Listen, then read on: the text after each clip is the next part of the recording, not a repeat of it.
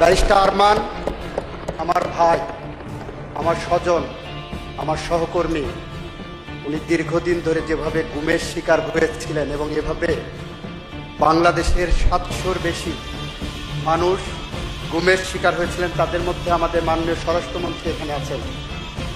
স্বরাষ্ট্রমন্ত্রী যেভাবে গুমের শিকার হয়েছিলেন, মৃত্যুর প্রহর গুনেছিলেন প্রতিদিন, তাকে যেভাবে পার্শ্ববর্তী রাষ্ট্রে ডাম্পিং করা হয়েছিল, যেভাবে উনি বিচারের মুখোমুখি হয়েছিলেন, যেভাবে উনি বাংলাদেশে ফেরত এসেছেন, এটা মনে করার কোনো কারণ নাই।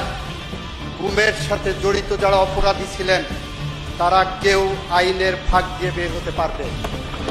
গুমের যে আইনটার কথা বলা হয়েছে অর্ডিন্যান্সে, সেখানে 10 বছর পর্যন্ত সাজা দেওয়ার সুযোগ রাখা হয়েছে মাননীয় স্পিকার। গুম আইনে আমরা এটাকে ভিন্ন একটা তদন্তের কথা বলছি। ওখানে সর্বোচ্চ শাস্তি মৃত্যুদণ্ড কিংবা গুমের যারা অপরাধী সর্বোচ্চ শাস্তি মৃত্যুদণ্ড কিংবা যাবজ্জীবন কারাদণ্ড।